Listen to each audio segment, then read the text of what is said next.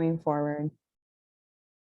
But I'm Sarah Kurtz McKinnon. I'm one of the co-founders of the Summer Camp Society. So thank you for signing up for the Power Pack. We're eager to get camp folks at all different levels across North America, really, interacting with each other, meeting, working on things, making camp better, because we're working on a lot of the same stuff just on our own, right? And camp positions can feel a little isolating, even though you're surrounded by a lot of people, because you're the only waterfront director or you're the only camp director. And that can be a really hard dynamic, or at least I found it to be as a longtime camp director. So for this presentation today, it's my hope that I can help you just inject some new structure or some really specific activities, different things into your camp training and give you some really tangible takeaways.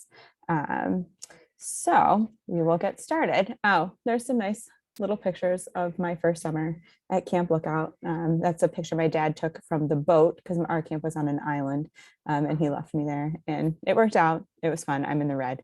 And that's our Summer Camp Society group at our most recent retreat. And there's a picture of me looking, clean and professional. So that's the rough intro. I wanted to start with an exercise that I think you could do with your summer staff. And so I'd like us to do it in the small group to start for introductions. So I have the instructions here as if you were actually at staff training, but we'll just do it in Zoom, pretending we're a group of 5 at a regular table. So I'd love for folks to share their name. You're welcome to share your pronouns now or at any point when you're comfortable to do so. And I'd love to hear just a little bit about your camp and what you do there. Are you a day camp or overnight camp? Are you the director or something else? And maybe where it is, just a brief background of your camp. And then I would like everyone to share a song that's meaningful to them, but in like a good way. So not like, this is my sad song that I play when I'm really upset, but like one of your hype songs. And it could be something that's, more vulnerable or less vulnerable, whatever suits you. And I'm going to play one of my hype songs to start, and I'll tell you why it's one of my hype songs.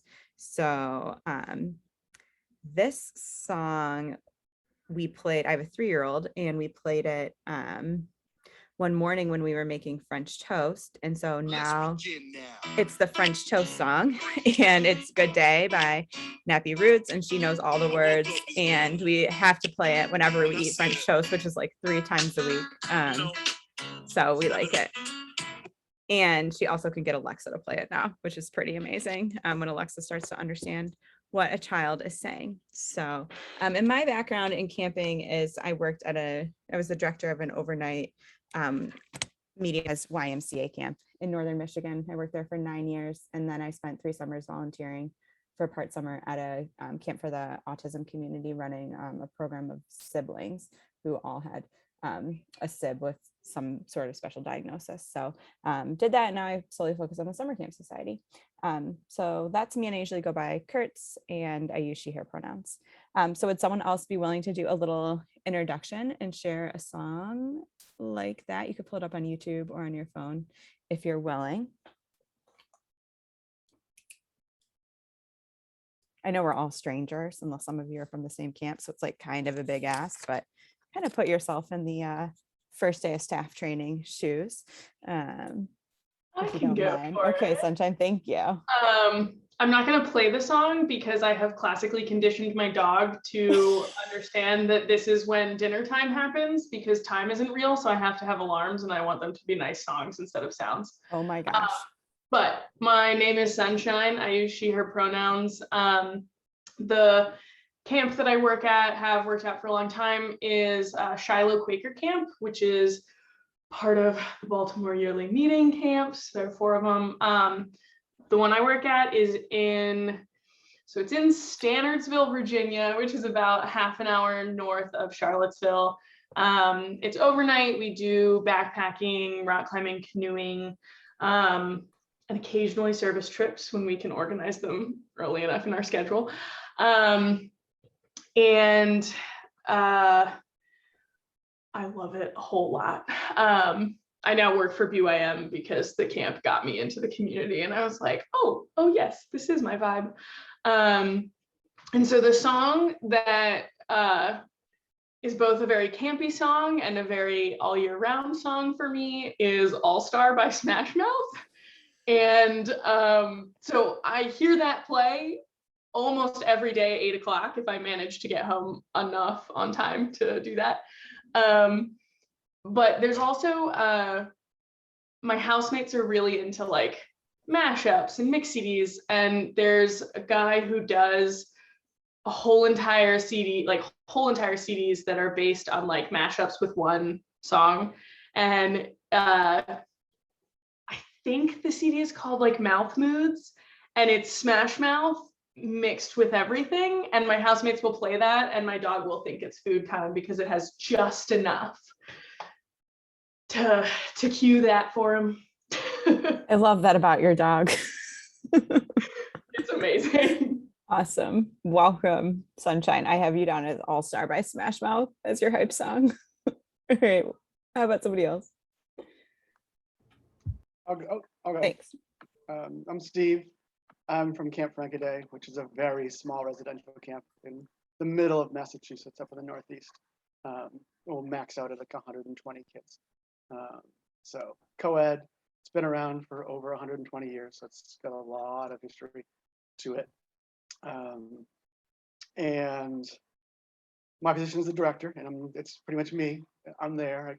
So I could be called away at any minute right now because we're trying to open the facility right now, and you never know what's going to happen. And it's always an adventure around the next corner. And it is just me, and then all like the contractors that live in this small little town that we're in that help me organize it all.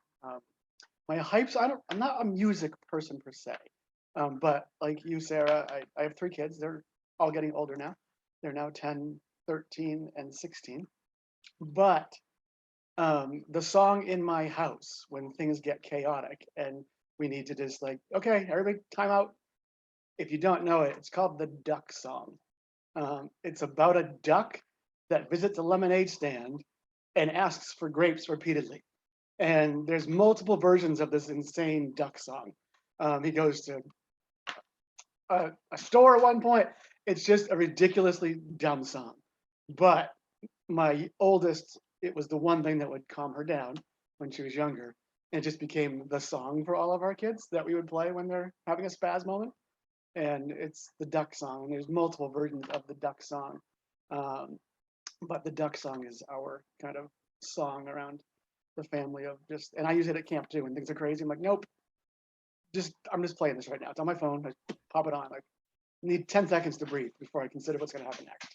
So Perfect. the Duck Song is not the song per se. So should I play it for my 3-year-old or should I not play it for my 3-year-old? Well, the thing that's great about it, it's a song and a video at the same time. So you get to see the duck going to the guy at the lemonade stand. You see and it's just, there's no point to the song. And then he goes to a store in the next version of the song, and it never ends well. But it's just a ridiculously stupid song.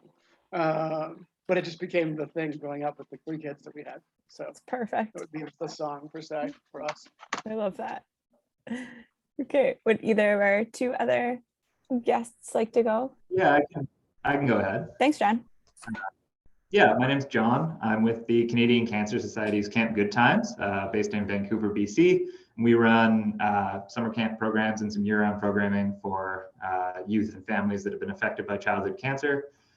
My position is the volunteer support specialist. So the majority of our summer team are volunteers. So I look after recruiting, placing, and supervising those volunteers. And I listen to a lot of music, but I wouldn't say a lot of it is pump up. I'm more on the like mellow folk side, but 2 that always make me think of camp from like camp dances back when I was a camper would be Sandstorm by Darude, just like a silly techno song that played every week at our camp dances. And Cotton Eye Joe is the other one that just makes me think of camp dances.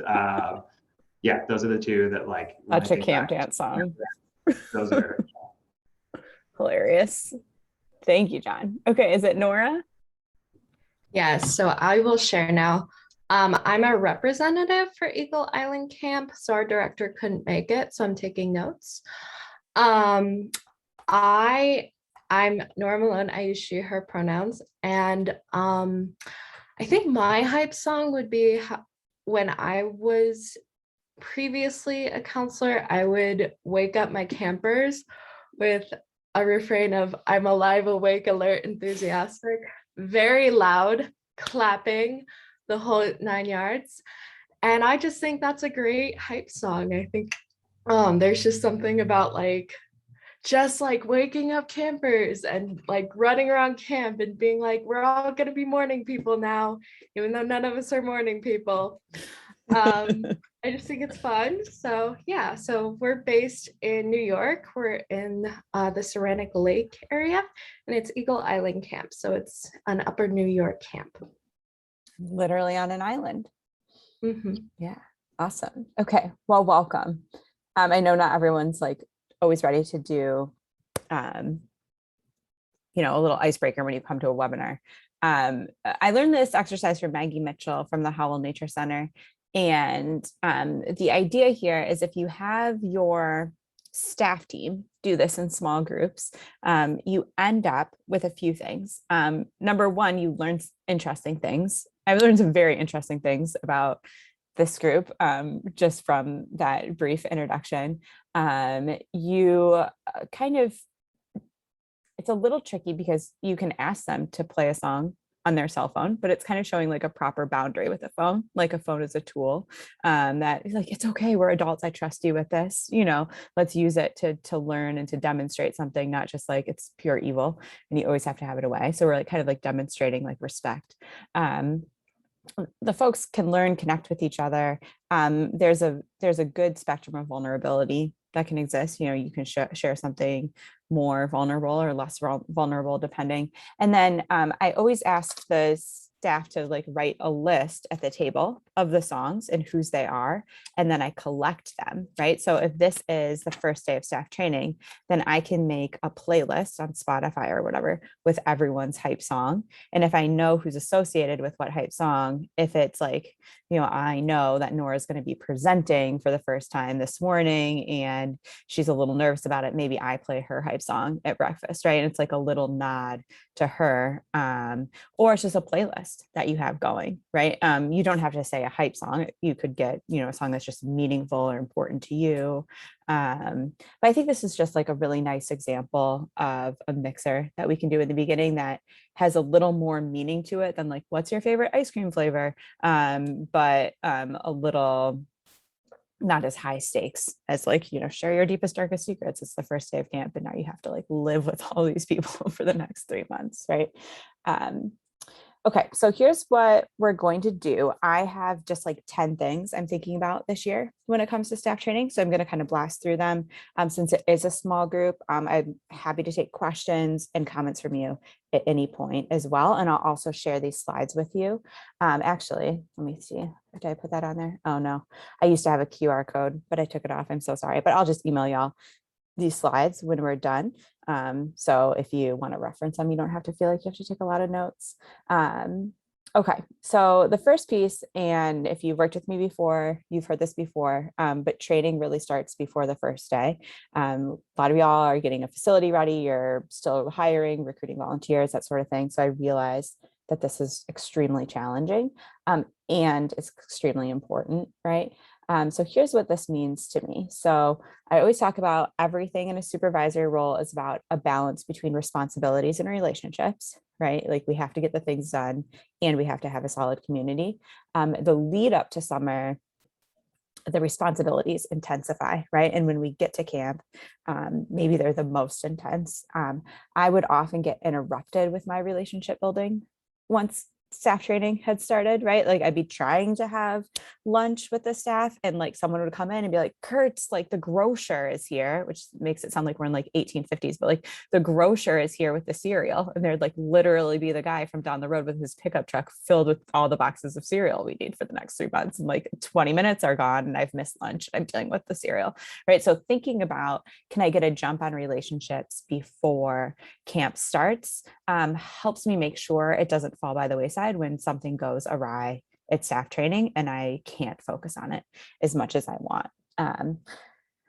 The first thing, and Sunshine, this was in the seasonal leader, so you've heard this before, but this is thinking about understanding who you're supervising and your relationship to them. So if you, as the director, maybe you want to do this, or maybe you want to teach your leadership staff this. I think this is really important. So this is what I would do with each of my leadership team members. Most of my leadership team are potentially returning. Maybe there's a new person, that's okay too. But I would give them a chart like this and have them list out all of the people that they're supervising, right? Like, even if I'm not evaluating them, maybe I'm the waterfront director and I'm listing all the lifeguards that I'm in charge of. But if I can get this chart, I can spend some time looking at it and figuring out, okay, what is this person's relationship to me? What are some historical notes? And then what is a goal or like a little plan I want to have with them before summer?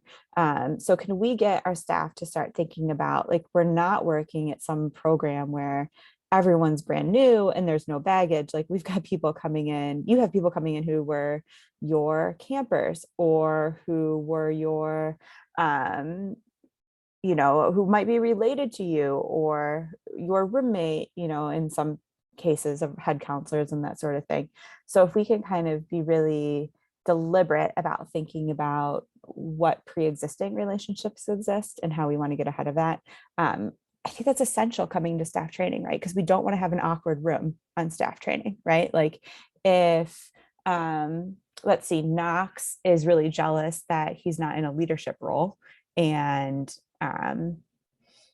I'm supposed to be supervising him now. Like, that's a bad dynamic and we don't want to be dealing with that during staff training. So let's get ahead of it. So I think this is just like a really helpful tool to use for ourselves and to share with our teams.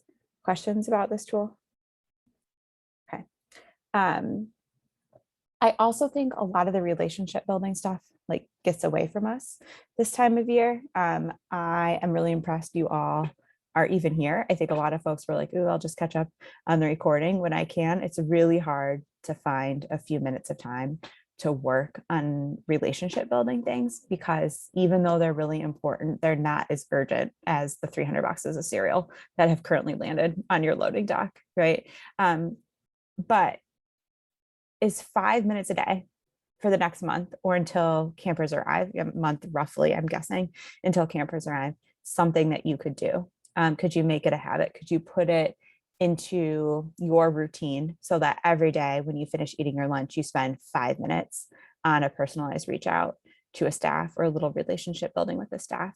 And if you have 6 other people on your leadership team, could everyone spend 5 minutes a day for the next month, sending a text, sending an email, calling someone, writing a letter, whatever makes sense for them to do? Just like little increments of relationship building to kind of prime that supervisor-supervisee relationship and help folks feel comfortable before they get to camp, because there just isn't enough time during staff training to do it all. Does a group have any thoughts about this or suggestions about kind of the pre-orientation from a relationship building lens? Okay. All right, the next item I want to talk about is creating your personal plan as a camp director, camp leader. I go, for the last 6 years, I've gone to camp staff trainings all over the country, which is so fun, so great. And I see a lot of good examples and bad examples, right? And one of the kind of caveats or pitfalls I see a lot with camp directors is that they don't really create a personal plan for training. And so, like, once the roller coaster leaves the dock or whatever, like, it's just gone, and you're just along for the ride, right? And camp directors maybe get pulled away, or they aren't thinking about how influential their presence or lack thereof might be on the staff team, right? So I see a few different versions of this, like a spectrum. I see camp directors who are overly involved in staff training and who are like, did you freeze? Are you there? Okay, great. I just moving my body. I see camp directors who are overly involved in staff training and dominating, right, on one side of the spectrum. I see camp directors who on the other side of the spectrum are just missing from staff training. I see camp directors who are there but are like sipping a fancy coffee in the back of the room and like talking to their assistant director. And I think the right spot for a camp director or camp leader is to behave during staff training 95% of the time, like a counselor in training or a junior counselor would be behaving, right? So like participating, listening, asking just a couple of questions, but making sure they're really good ones, trying to like learn about the staff, listen to understand the staff, right? So like, I think it's a great mindset to come into staff training as a camp director, as like a learner and observer, and then only lead during those certain kind of times of day that or topics that really make sense for you to lead, right? And to be as present as possible, I think is like a very meaningful jump on both your approachability and understanding of what you're coming into for the next 3 months, right? So freeing yourself up to listen and learn, even when you're not presenting, is important. Is there someone that can come for the week and like have your walkie-talkie, right? And like know where you are, right? Like don't get walkie-talkied in a staff training session, right? Like maybe they can just text you if it's something that critical. But can you kind of free up some of the fake urgent things that pull on you during staff training so you can be really present? Sitting with the staff, I think, is really powerful, right? Like where your body is, how you're listening. Don't be the director in the back of the room drinking the fancy coffee.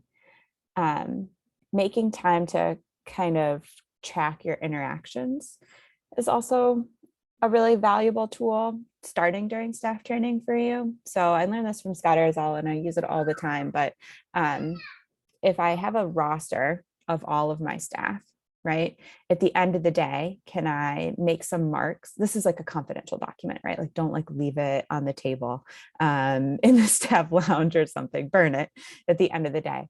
Can I make some marks next to the people I'm having interactions with? So like, oh, okay, Knox, I had a positive interaction with him, and then a circle might represent like a neutral interaction, like we talked about school or sports or something. Val, I didn't talk with her at all. Sifa's my friend, so we just talked about music and, you know, the news or something all day. Kyle's been really messing up, like I've been really kind of criticizing him. Jimmy, I have a good balance, you know, so I'm not saying, oh, Mark is all positives, I have to go find something negative about him.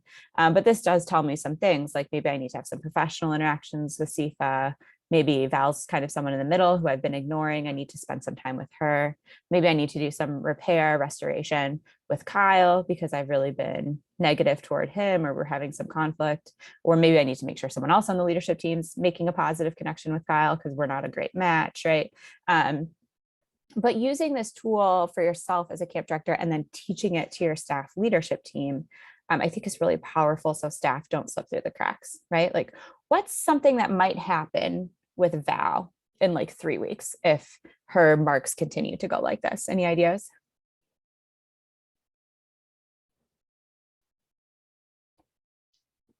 Yeah, I mean, if like if something goes wrong and there's no one on the leadership team who has a good relationship with her, like that feedback is gonna be terrible. Like Terrible, whether right. she like she's gonna be like, who are you? You've never been here. No one told me not to do Right. this. Like that Right. kind of thing can Right. real happen easy. Yeah. Happen real easy. Yeah. Or Val's a staff member that like tells you her she's quitting and her car's already packed. And it's like 3 p.m. on a Wednesday of a 2-week session. And you're just like, oh, We had no idea. we had no idea. Right. Or, you know, this just gives you a lot of insights. Right. And so I think, I don't know, a lot of times with staff training, we're just like so focused on the topics, right? That like people that are doing fine just slip through the cracks and people that are doing like bad get a lot of our attention and our favorites get a lot of our attention. So helping kind of hedge against that helps us be more balanced leaders because we do have our biases. Like I obviously get along really well with Stephanie and Mark and Sifa and Estella, Val, you know, the rest of them, whatever, right? So, and that's not the kind of leader that I want to be as a camp director. So I think this is a helpful tool to start doing and doing it like every Monday and Thursday during the summer or something like that is a great thing to carry forward. We can also teach in staff training. We won't tell our staff that we do this for them, but can we teach our staff to use this with their campers, right? Like, wouldn't this be an interesting staff in-service activity? Like, write down all of your campers' names and chart out what types of interactions you had with them today, right? Like, we have campers in the middle all the time that we don't really talk about at staff training. We talk about stuff that's really fun. We talk about problems, but we don't talk about kids that are just like doing good, having a good time at camp, right? But they're like really important too. So we help counselors using a tool like this think more about social dynamics between themselves and the campers? Can we teach the counselors how to use like a sociogram, so a map of all the different campers, how they're connected to each other, how they're connected to the counselors, who are they friends with, who are they having conflicts with? Because I think over my experience, like those level 2 or level 3 counselors are the people that aren't just building individual relationships, but are examining group dynamics, right? So can we make a sociogram for our staff, as we know it, how they're interacting with each other, how they're building relationships with each other? And then is that a tool that we can just introduce as a camper tool during staff training or an in-service? I think that's really useful. Other comments or thoughts on this one? Okay, great. Jack and I always talk about doing boring stuff alongside of the staff. So, okay, you have to unload 300 cereal boxes. Maybe it's just something that you do. Let's pull 2 staff with you to do that, right? And you can tell them like, hey, the home 6 session's coming up. Like, I know you did it last year. I can tell you the content. Will you come help me unload the cereal boxes and skip the session? Like, I'll fill you in on what you're going to miss. So if you are getting pulled away to do something boring, can you bring a couple of staff with you and build relationships during that time? Or if you need to have a conversation with someone, can you ask them to go on an errand with you? Can you break down cardboard boxes with them? Kind of demonstrating that commitment to not martyring yourself and like staying up all night to do all the dishes and like letting all the kitchen staff go home, but can you dish one night and kind of demonstrate that you understand what's the word, the taxing nature of that job? Can you ask them about maybe a problem or a challenge? Can you ask them to teach you something, or complement their technique, or learn that they need a certain type of equipment, right? So staff training is a great time to position yourself to do this, and also position your leadership staff to do boring things, but don't call them boring things, right? Okay. Questions? We're good? Hanging in there? Okay. I also think finding some time during staff training to show that you're a human by storytelling is very important too. If you've ever seen, like, do you ever remember being a kid and like seeing one of your teachers in the grocery store? And you're just like, oh my gosh, like you eat food, like you don't live at the school. It's like very shocking. And I think sometimes that's how camp counselors start to feel about us as leadership team members, right? Like you just do paperwork and like fire people and like talk to angry parents, like, and the fact that you have a camp story is so compelling, like that you've been in a similar role, or that you have made mistakes. I think oftentimes camp directors overcorrect on this and either are like too much like, hey, I want to be in the spotlight, like look at me, look at my whole camp story, or undercorrect and say, well, I couldn't share that because I'm this old person, or I really shouldn't share like that one thing that I did that was a big mistake when I was a counselor. But really this is like this vulnerability is an important barrier breaker for approachability and understanding of your positive intention as a camp leader. So, I have lots of stories, but I'd like to tell a story of a camper that I had my first summer who ran away constantly and also peed in my flip-flops. And then I was like pretty much ready to quit on day 10 of camp my first summer. It's a much longer story than that. But it's a great example of kind of like overcoming camp counselor adversity and messing up along the way and finding support and, finding a home at camp, right? So figuring out a way to be a human through storytelling is really effective for camp directors during staff training. Okay, I bet you didn't think I was going to be talking about you so much during this presentation, but I do think it's really important, right, that camp leaders are positioned as trusted people who have relationships with the staff, who are humans, who have the same mission and purpose as the counselors who are coming in, right? Like, it's going to be way more valuable that your camp staff can approach your leadership team when they made a mistake than actually know the exact protocol that they need to do when someone like pees in their sandals, right? Like, it camp's so weird and so much is unpredictable. Fostering that team sense is just so much more, and trust in leadership is so much more important than all the like facts or information that we can teach folks, right? And I think sometimes we lose sight of that when we have all these standards and checklists and learnings, because people are going to forget that stuff anyway, right? It's going to be more important that they can like trust in you, trust in their co-counselor, share, you know, when there's a problem, than like just like do all the right things, right? Okay, but we still have learning goals and skills. So the third kind of piece of advice I have is to change your learning goals for your staff training from skills to competencies. Okay, so here's what I mean by that.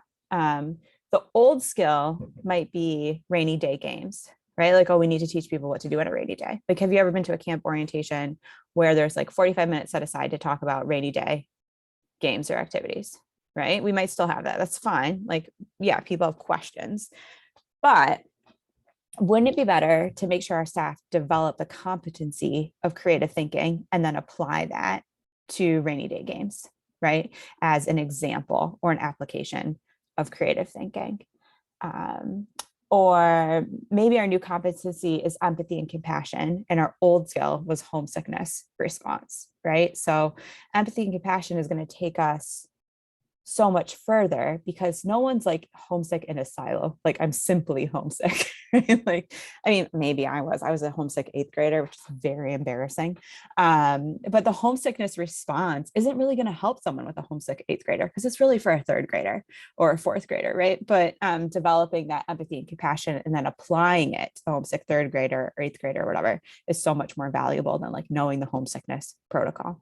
But I think this is different than how we've been thinking about camp. Often we've done this kind of, my friend Sylvia Van Meerten calls it like a chunky soup schedule. But I'm just going to accelerate here. So this is, I call it like a scatter schedule. So this is something that I might see a lot in camp staff trainings. Like, we have 100 things that we have to cover, and we know that, like, you know, safety is going to take seriously, a session named safety. That's probably true. The safety session is going to take 45 minutes. And we know the camp store procedure session is going to take 45 minutes. And we have an hour for maintenance. And we just kind of like take all the things and like plop the puzzle together where they fit. Have you seen camp staff training schedules like this? Like, okay, after lunch, we are covering camper age group characteristics. And then we have an hour before dinner. So we're going to do CPR. You know, it's just like, we're all over the place. We're trying to like crush in as much as we can into 4 days, or I don't know, John, maybe with a volunteer-led camp, maybe you only have 1 day for staff training. Is that the case? We do a weekend, yeah. A weekend. So you have like 2 days. Yeah, it's like super intense, right? But what if you went to school and it was like this, right? Like,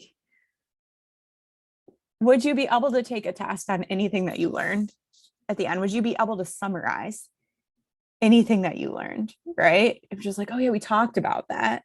It'd be so confusing. So could we take competencies like creative thinking and turn it into a staff training unit, right? So instead of the scatter schedule, we end up with like a theme schedule. So maybe we have a day where we're dedicated to building our team. Maybe we have a day to understanding camp fundamentals. In John's case, maybe we have like a morning unit, an afternoon unit, and an evening unit, and a late evening unit, right? But can we better make the okay, I'm going to do a food analogy. This might not work out, but here's what I'm thinking. So if the scatter schedule is like a chunky soup or a salad, right?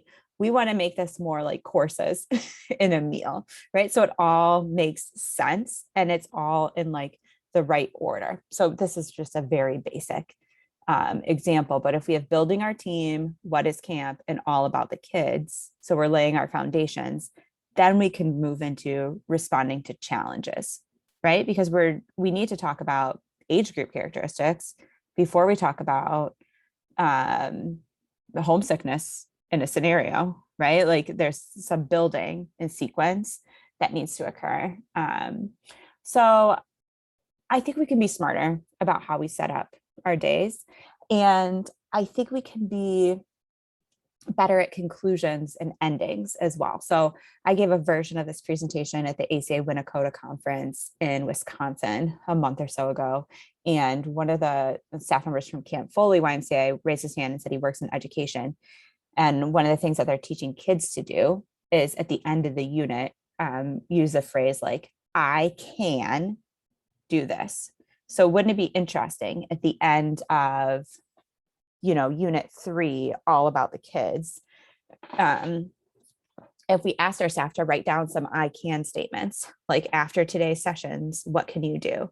Okay, I can understand group dynamics in my cabin, or I can set up camper spaces so that they're, safe and welcoming to kids with different backgrounds or something like that, right? Like being able to figure out what you can do now that you've learned the things gives you like that sense of accomplishment and kind of like puts the stamp on all the effort that you put in that day. So it was worth it versus like, wow, I am exhausted and I couldn't even tell you what the day entailed, if that makes sense. So there is, I'll send it out to you. I'll make a note.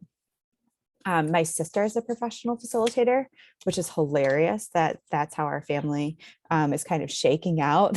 We both do all these facilitations, but she loves the ORID debrief technique. And it's a sequence of 4 banks of questions that you can pick one from each bank at the conclusion of a group facilitation or an experience. And so thinking about how do we conclude each day? How do we reflect on what we accomplished? How do we understand why we just did all that work? Is going to make the learning experience much more meaningful, especially if there's some like overarching themes or competencies that we can extract from all that work we just did. Questions or comments about this kind of concept?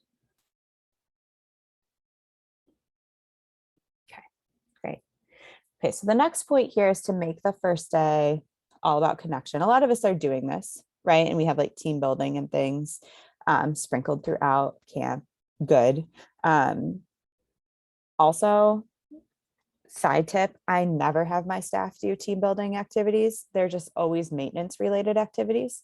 Like, okay, 7 of you need to get the ski boat down from the barn and into the lake, right? And like, you could debrief that, right? But it's like, also, we're not like doing like hot lava, cross the path or whatever. It's just like, all right, how did that ski boat experience go, right? But the first day, I think, really needs to be all about connection. So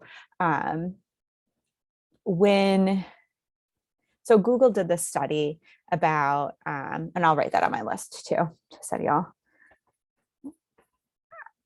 to examine like the best teams, the most high performing teams, and the teams that had the best kind of group contributions and the most success, like highly rated from participants, is participants had a sense of belonging, right? And we know that as camp folks, that was what we do on the first day of camp. So many staff trainings start kind of weird though. Like HR comes in on the first morning because that's what the Y said, or whatever, or this person's arriving late. To me, this is like kind of like a boundary or a protective thing. Like, it's, to me, the first day should almost be sacred, or in John's case, the first 3 hours should almost be sacredly held without interruption, for connection, because people need to feel I belong and I can contribute to the group, right? Like, kind of like I have a little bit of a place here, and that needs to be sensed from the start so the rest of the learning can happen. So here's an exercise that I learned from a presenter named Chris Murchison, and I'd like to share it here. You might have done it before. It's a really simple. All you need is like a piece of paper for everyone that has this kind of setup. So it's I am exercise. And so it's 10 lines with I am in a blank line after it. And so I fill it out for myself and I will share in front of the whole group. I think the best facilitators are like a hair more vulnerable than what they'd expect the group to be, right? Not like super duper vulnerable, but like a hair more vulnerable. So I might say something like that, you know, some people write different elements of their identity. I might write, I'm a journalist by training. That's something about me. I might write, I'm a stuck-at-home parent who's half mad and half thrilled about it. You know, there's a number of things that you could write, but statements that describe yourself. And so everyone fills one of these out. They have their name on it. You know, you can have a line for the name at the top. And then I ask folks to, and I do share because it's challenge by choice, that you will be sharing this with other folks. So, you know, write what you're comfortable with.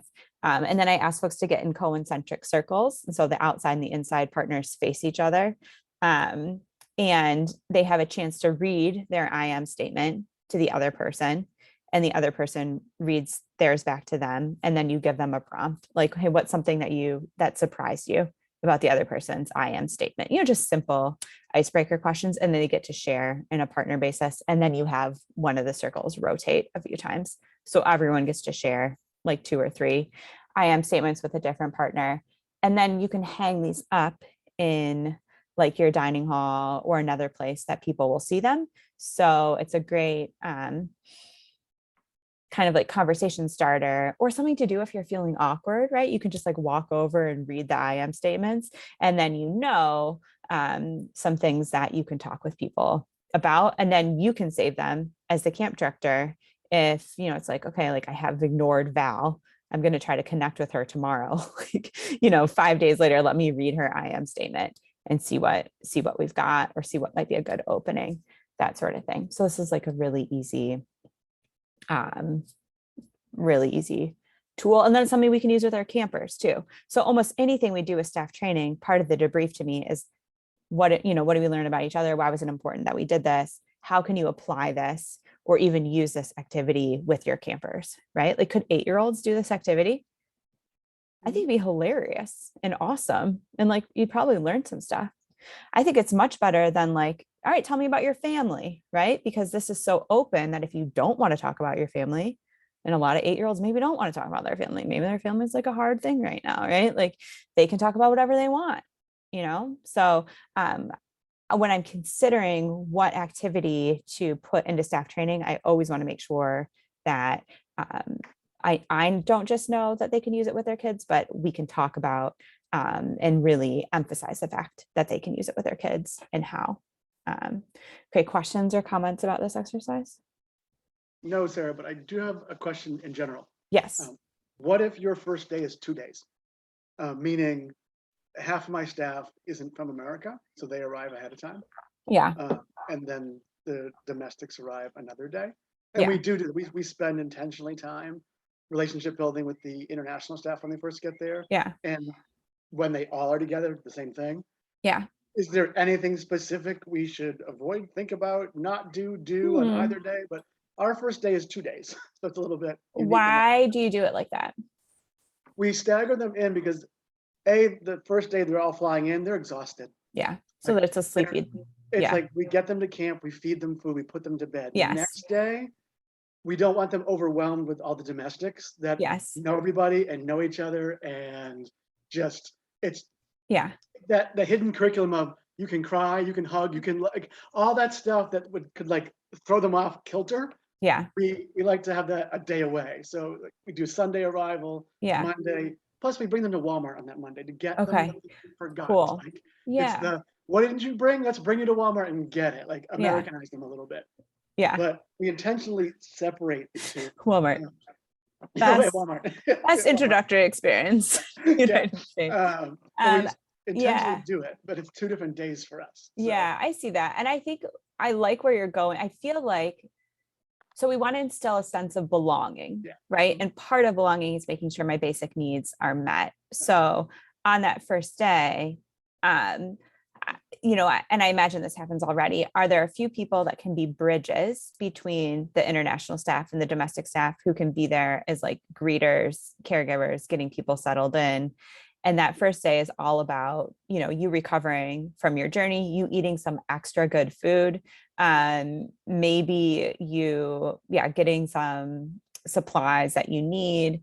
And then maybe we did this at the Summer Camp Society retreat, which was really fun. Don't tell everyone this. So I guess this is recorded to the cat's out of the bag. So we had old people and new people, and we had the old people come first. So it's a little bit of a reverse of this, but we gave all the first group the name of someone coming the second day, and we gave them 15 minutes to internet stalk them and research them, which would be really fun to ask your international staff to like research a person coming the second day and like know a lot about them, and then present to the group who's coming, and then just like kind of, but tell them not to tell the domestic staff. So, they have a little insider, they have a little hidden curriculum of their own, as well. So that something like that could be really fun, but I agree with keeping it low key enough that people can recuperate, but structured enough that people aren't just like sitting there being like, this is really scary. Right. That's actually fascinating. So we've always done the opposite of what you just said. We have our domestics research the internationals and leave them a letter on their pillow when they arrive. Oh, sweet. So that they at least have that initial welcome. Yeah. I've never thought about doing it the other way. It'd be hilarious. It'd be great. It'd be Yeah. fantastic. It'd be Because the hilarious. domestics wouldn't expect it at all. They have no idea what's going on. That's Yeah. fantastic. Yeah. And it'd be really funny if the domestics just like never knew. They would blow their mind. This is the top secret, thing. So some sort of ritual around that. And then I also think some sort of support among the international staff, like maybe even a session for them about why it might be extra exciting and extra challenging to be an international staff member, like, talking about communication with family and time zones and like weird questions American kids are going to ask you, could be really useful. Oh, Yeah. okay. Yeah. Cool. Good question. Okay. Any other questions? Okay. Yeah. Go ahead, Nora. Just really quickly. So we have a group arriving for lifeguard training before the rest of the staff. So could we do like in a sorority, you have like a big sister assigned to like a little sister. So just assigning people to maybe look after the latter group. That's kind of how that works. Yeah. A lot of people do like a camp guardian angel kind of thing. Sunshine, I think we were talking about that the other day, weren't we? No, maybe that was a different webinar. But we do have a buddy system Oh. where the first day we do a scavenger hunt in some way, shape, or form, where like you end up in pairs and then it's like go hang out, like some more structure, but it's really like that's your person if you have questions. Yeah. Like the first couple days. I think when we've done early trainings, like people come early for ropes or lifeguarding, we make sure there's an evening activity every night. So it's not just like hangout time. So some of the fun ones we've done have included like a murder mystery dinner. So you can like buy those. I don't know if you've seen those. They're like games where like everyone gets a role and there's a narrative and someone, you don't want to make like the really worried new person be the murderer. But you try to figure out like who done it and like everyone kind of shows up in costume. So I think thinking really critically about that, like after hours time, we're still making it like restful and fun and short, but providing connection during that time is important. We've also rented a hotel pool for lifeguard training one of the days, which is really nice because then you have the hot tub and it's just like a little more special. So how do we infuse connection and belonging during the down times? It's just something that probably falls by the wayside because there's just so much else going on.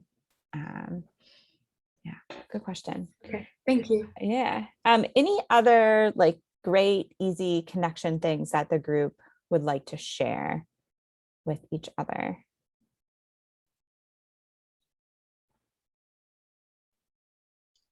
Yeah. Speaking of like the social stuff after, because we're an overnight camp, everyone's there all the time. And one thing that we do both in like pre-camp, before campers, and then also like during the summer is we'll have like different counselors sign up to be social coordinators. So they're the ones that get to like run the evening activity for staff. So like after all the kids go to bed, if you're not being a night counselor, like come to the dining hall and play running spot it. And like Need to know more about running spot it. Yeah, I'll go Terrifying. into it later. Yeah. But like having that as an opportunity for like counselors, as opposed to we call our in-camp staff, as opposed to like staff running all of that. It's like a space for counselors to be like, oh, I'm exhausted, let's play this really chill game tonight. Yeah. And so making sure that like they have ownership over that too. Well, they're going to come up with something much more cooler than I'm going to come up with, right? Exactly.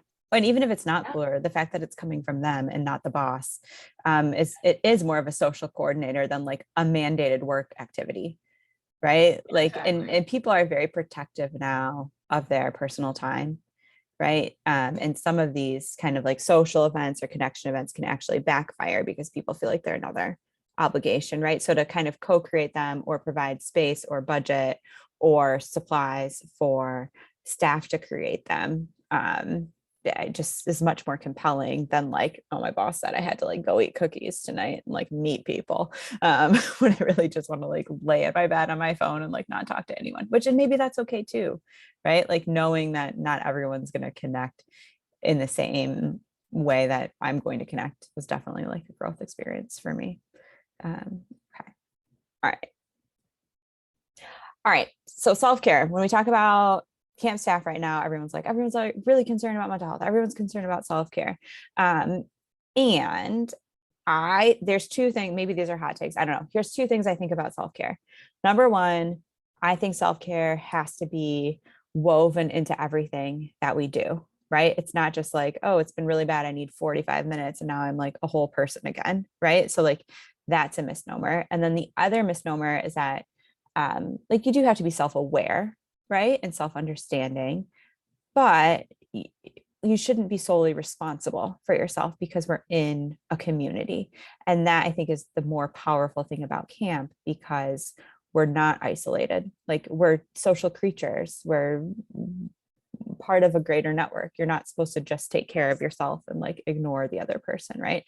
So thinking going into staff training, how do we infuse the idea of healthy endurance at camp, healthy environments, caregiving for each other, understanding each other, looking out for each other, is going to be much more powerful than like, all right, let's brainstorm like all the things you can do when you're feeling stressed, like take a run, listen to music. Like it's just fleeting and kind of superficial, right? I think. I think also most of our staff know these things already. So there's a little framework that we've been talking about in the Summer Camp Society for a few years, which is survive versus thrive, right? So are there tasks or responsibilities that your camp staff have where they're thriving, where time goes by quickly, but they're still challenged, where they feel like the best versions of themselves, where they're really contributing? And then are there elements of camp where staff are really just surviving? Like, I got to get through this, but it's really wearing me out or dragging me down. And that's going to be very different for every camp staff member. Like it would actually really, I would just be surviving if I had to deal with homesick campers all day. Like it's not my thing. But Catherine Drake, who I worked with, like if she could be the homesickness specialist, she would be, right? Like she would do it all day.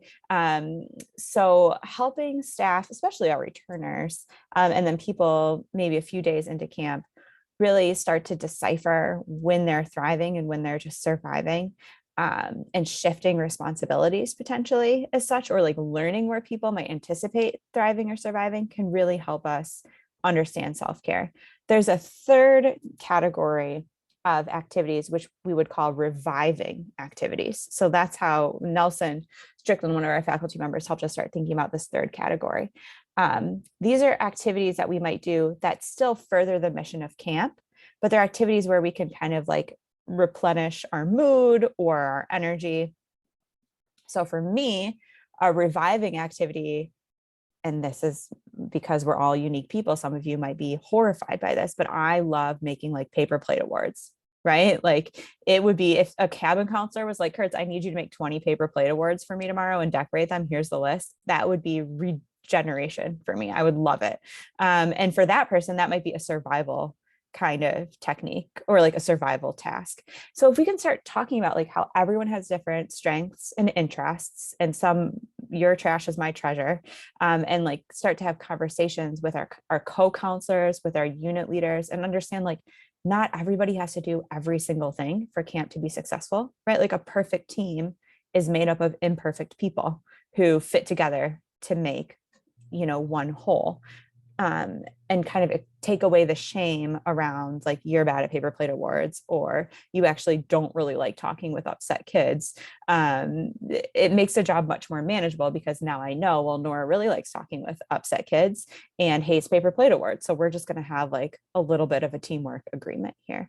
But I think a lot of times in staff training, we present so much stuff and it's like, you have to be good at all the things. And if you're not, like you don't have a place here, or you get burned out pretty quickly. So helping them understand they don't have to be the best at everything, but they have to kind of communicate the give and take, or the ebb and flow of where they need help, is I think a really valuable conversation to have during staff training, or, a little bit into the session. If there's research on this, one of the phrases that they use in management science is called job crafting. And I can see if there's a good little video about it. But it's kind of like letting people pick and choose and weigh more heavily into the thrive and revive, and figure out what are the survive things and how can someone else take those over, or how can we buffer those with more thriving and surviving kind of elements. Does that make sense? Questions about this? I think it's okay to say it though, right? And no amount of like listening to music or like using a fidget toy is going to help me if I'm just like surviving all the time, right? And there's something at camp for everybody. So we have this like unique experience where we all have different roles and different things and different types of people we're working with.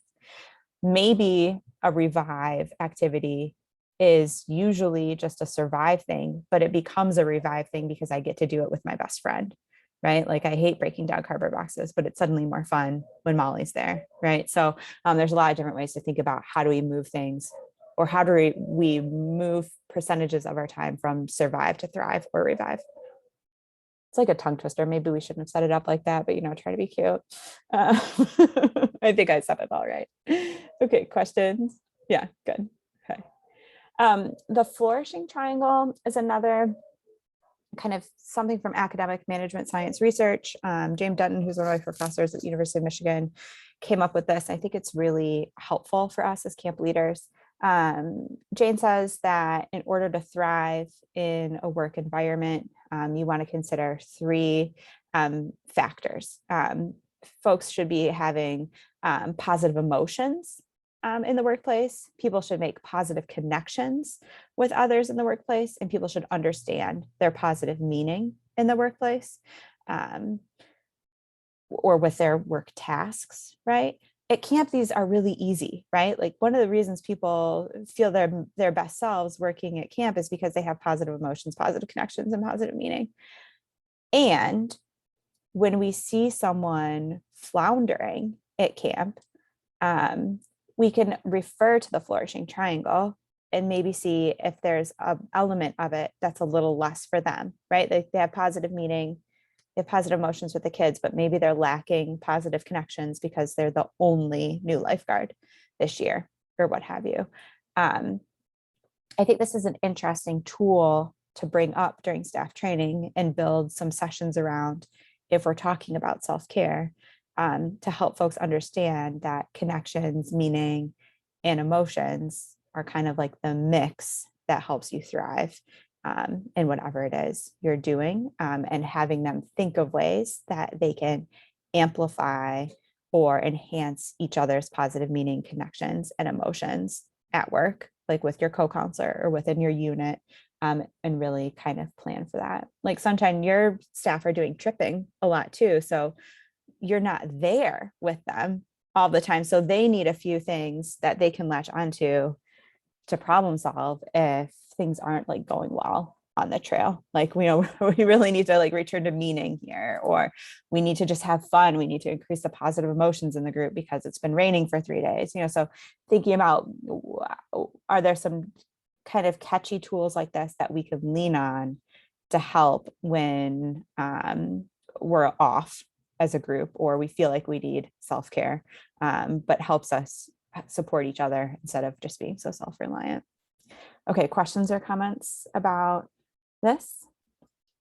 Not a question, but one of the best pieces of advice when I was a counselor and I called back on a trip and I was like, everything is terrible, the kids won't listen, nothing is happening. One of my great friends and assistant director at the time was like, have you been goofy today? Yes. Like, no. No. And Yeah. that summer was my summer of Scottish and British accents. And she was like, course just it do an was. accent the rest of the trip. I was like, oh, you're right. Everything is better Yes. when you're being goofy. Yes, absolutely. Yeah, and that's positive emotions. Yeah. Yeah, right. I like when the pro tips that like you've gotten forever are backed up by research. They are. nice. It's a research backed. It's all camp stuff. Like, I work at the Center for Positive Organizations at University of Michigan. I'm doing work with them for a long time, and like everything they say, I'm just like, oh, it's a camp thing. But like they did a study and they like put a title on it, which is so cool. But it's also like not what people are expecting, especially if they haven't worked at camp before. And sometimes we just have to like teach it. Okay, constant feedback is my next tip for staff training. So, and this is also from Jane from University of Michigan. And I'm doing a session later on about receiving staff feedback and fielding staff complaints, which I think a lot of camp directors are struggling with. So the index card hack is great at the end of a session or the end of a unit, to pass everyone an index card and just say, okay, in the front of the index card, write a plus sign and write something that's going well or that you really liked from this morning. On the back of the index card, write a minus sign or a delta for something, like minus sign for something that didn't go so well, a delta, so a triangle for something you'd like to see changed, or a question mark for something that you're still wondering about, right? And I think people need to get used to not submitting anonymous feedback all the time because there's more accountability. So I encourage people to sign their name on it, and then it often turns into a raffle ticket for something fun, at the start of the next session to get them to actually turn it in. But this helps you adjust, helps you understand, if you get 10 questions back all about, the fire protocol, like, you missed something, but kind of getting in the habit of collecting little nuggets of feedback is a great foundational respect builder, and also just helps you adjust your staff training as you go. Fist of 5 is another really easy one. This is like a classic facilitation technique. It's very simple. Like at a meeting, you could say, all right, we did a new coffee setup this morning, new coffee station. If you got coffee this morning and you thought the new station was awesome, give me a 5. If you thought it was the worst, give me a 0, or 3, 4, 2, something in between. You can ask people to close their eyes and do that. Sometimes if I'm in a facilitation and I'm not sure how much more time a group needs, I just say, okay, close your eyes and put up your fingers for how many more minutes you'd like to have for this conversation, right? And some tables will all be like 0. Another table will be like, I want 10 more minutes, and everyone else is saying 1. So you like kind of know what's going on at the table. And then you can just say, okay, like by the group, it looks like we need about 3 more minutes for this conversation, right? So just having people like quickly vote anonymously and publicly using Fist of 5 or 10, I think is a really helpful technique. You can even ask for like energy levels. How are we feeling this afternoon? How much energy do you have for another hour of the presentation, 5 to 0, 5 being the best, but just like every day, can we have like 3 or 4 touch points where we're getting quick semi-formal feedback from the staff during staff training? Is something that we forget, but is really important. It needs to go on your agenda, right?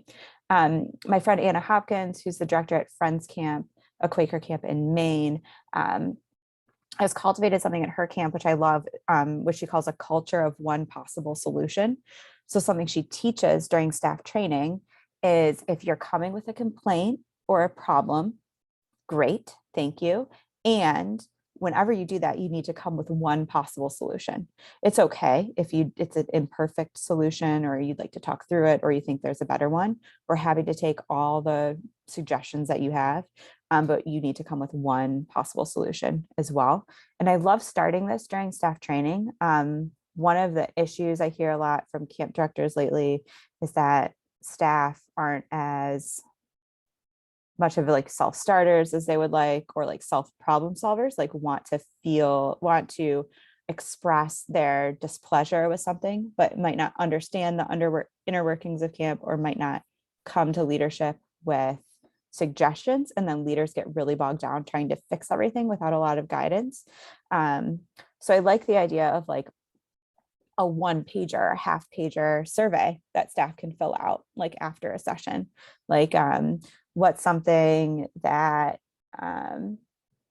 has been challenging for you so far with staff training? What's one possible solution, right? Or if our staff come to us with something, can we just say like, what's one possible solution? So to kind of train them from the very beginning to always come up with one possible solution, I think becomes really valuable in like week 7, right? When people start to get itchy and want to just complain a lot, but not want to work on anything, right? So that's a really cool one. Okay. My hiking trip, folks. I mentioned before, my sister's a professional facilitator. She says this year, she is putting in 60 to 70% of the content that she was putting in previously. She said people just can't keep up. Like they're out of shape for this. If she doesn't cut stuff early, she has to cut it on the fly. And then she ends up cutting maybe something that she really didn't want to cut.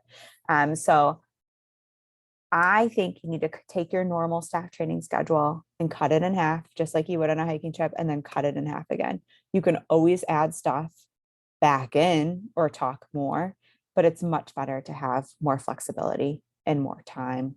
And I think we go wrong a lot of the time in staff training because we're trying to pack so much in that it becomes almost meaningless because it's too overwhelming, right? And so doing an exercise like this helps us really figure out what's important. And we also need to understand that most of the learning happens on the job, right? Like having a good culture where the people with a lot of social capital or age or experience can teach people as they go and role model things well, and partner with new folks is going to be much more meaningful than learning about it in like an abstract way for like 12 hours on a long weekend, right? So I know this is like a painful suggestion, but I really think it's important that we're really judicious with what we're presenting, because I think we're going to run out of time this year more than we ever had before. Does that temperature read, does that sound kind of tracking with you all, or is this like a horrifying suggestion? Or both? I know, I think it's spot on, Sarah. I think I've noticed that the more content we give them, just the more they look stone in the face, and they don't know what to do. Like, and it's 100% honest. They learn so much more from doing it. Yeah. And the more that we can cut out, and we've started to do that. We started, okay, the why requires me to do X, Y, and Z. I got to put this in. I'm gonna make sure that gets done. But we've put an intentional focus more on relationship building, on purpose, of just letting them get to know each other, letting them get to know their personalities, letting them get to know what you talked about earlier. What are the things that they're really good at, and what are the things that they're not good at? So that when they are working with each other, it's not like, we gotta get the kids to the shower and you're not helping me organize them. Yeah, they're type B. They can't even organize themselves to get themselves to the shower. They can't get an 8-year-old to the shower. You're the one that's gonna do that because you can figure that out. They're over there wondering, where did they put their shampoo? They need you to help them. Like they need that piece of it. And we've done a lot more of that, just knowing that, especially because half of our staff is from around the world. They're coming from ground zero.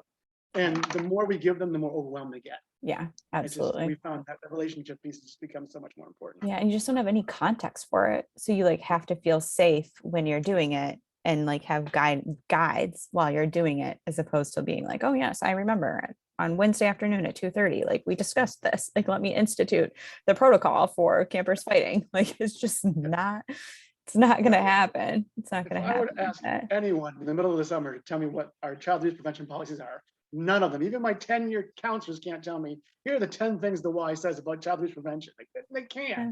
It's just not, it's not feasible. Yeah. But they learn how to work by working with the other people they work with. Yeah. So, But could they see a scenario and say, okay, this is unsafe, or this needs to be different, and that's like absolutely more useful because everything's so nuanced and different. So yeah, I think this is painful and critical. But lots of breaks and lots of social time is important, and lots of options, right? So I like to do a conference style schedule for a lot of my staff training, where staff can sometimes choose what workshop they're going to. And so I think that's a great way to cut some stuff in half, right? Where we're offering these 3 sessions concurrently, choose which one is most important to you or plays most of your strengths. And the way I like to talk about strengths and weaknesses at camp is your weaknesses only matter if they're unsafe or if they're getting in the way of you meeting your fullest potential on your strengths, right? And so, maybe you have to figure out how to get your kids to the shower because your counselor, your co needs a night off every once in a while. Or maybe you don't because you're always on together and you have an understanding that, then you're going to do the bedtime activity, right? So figuring out when do things get in the way of strengths and when do I have choices about what I learn helps figure out, prioritize some of this stuff, right? Okay.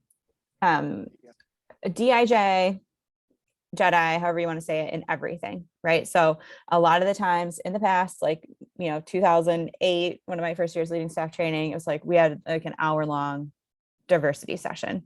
That was like pretty extraordinary. Like we hadn't done that before. Obviously coming from a place of white privilege where I could like compartmentalize an hour just to talk about diversity then and be done with it. And now we know and understand, or I know and understand as a white camp leader, that that's really not fair because someone from a marginalized group is thinking about these dynamics all of the time, right? And they do permeate almost every aspect of camp.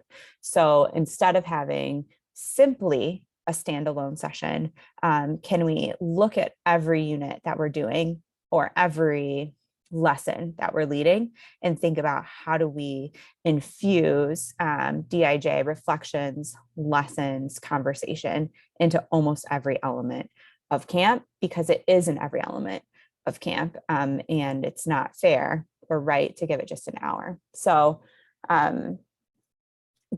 thinking about scenario work, can we ask a follow-up question? We give a regular homesickness scenario.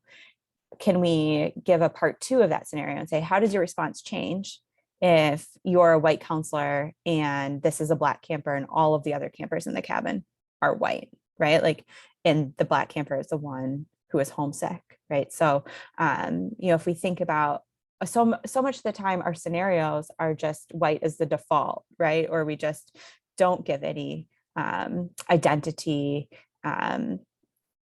information. We don't want to play to stereotypes and be like, okay, well, this is a Black camper, so he will feel this way. And we're not going to be colorblind at the same time, right? So can we infuse different elements of intersectional identities into scenarios? A lot of the time, I think we absolutely can and should, because identity is going to play a part in how we deal with any sort of scenario at camp. We talk about the hidden curriculum a lot with Summer Camp Society. There's a session about it next week with Nelson and Jack. We have a lot of writing on it. Basically the unwritten rules of a camp or a culture, and they're often set by the dominating culture.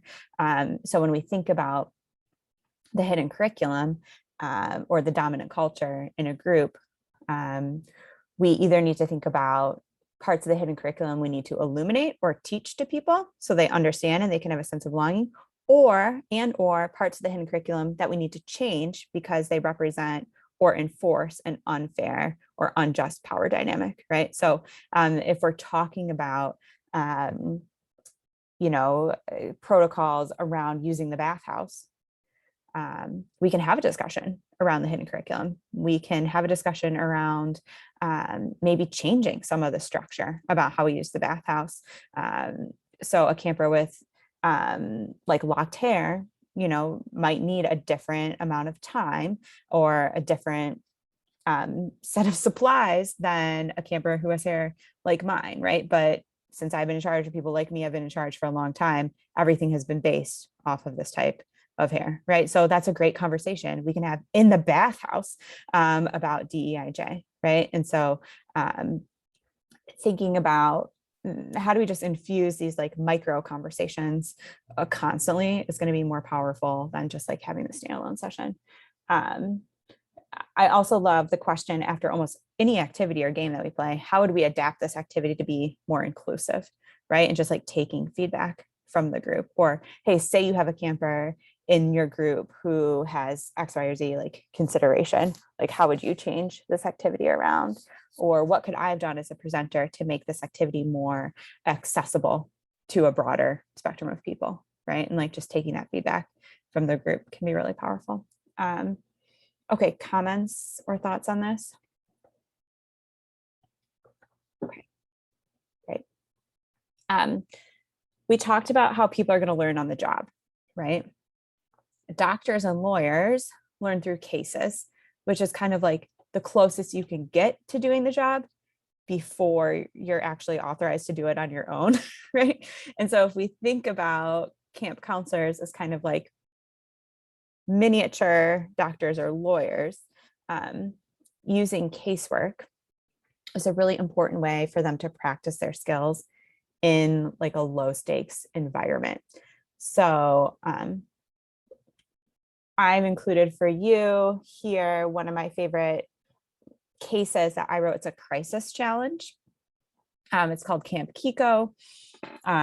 Basically, in the challenge, it's a case, it's a scenario where some campers get lost on a field trip in a made-up camp, and the counselors kind of act as the camp leadership team and like figure out what they're going to do in the situation as the scenario rolls out, which is just like so much more powerful than level one, which is just like talking about protocols abstractly, or number two, which is like talking about scenarios, which are just like so short, they don't fully encompass all the complexities of like all these different people living and working together and all the dynamics and all the high stakes that take place. So taking old incident reports and like writing up the whole thing and changing some identifying details and having people like really dive in after, staff training is that after they have some base, you don't want to start day one with a crisis challenge, right?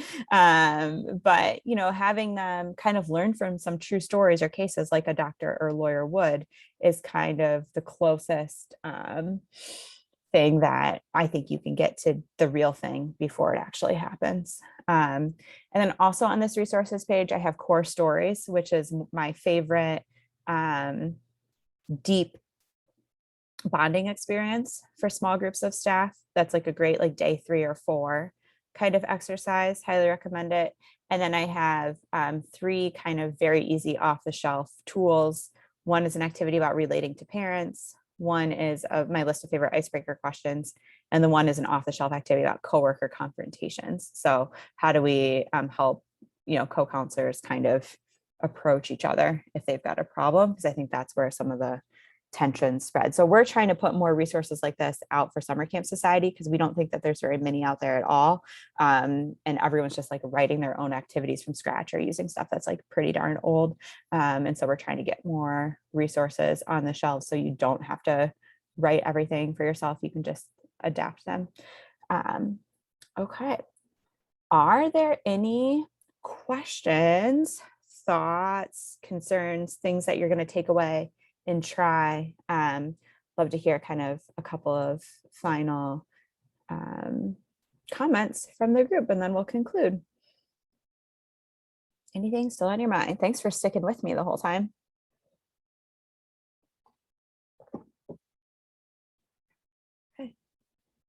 Everybody all set? It's Friday night. No, this is great, Sarah. It's always great with you guys. Good. I appreciate what you guys do for us.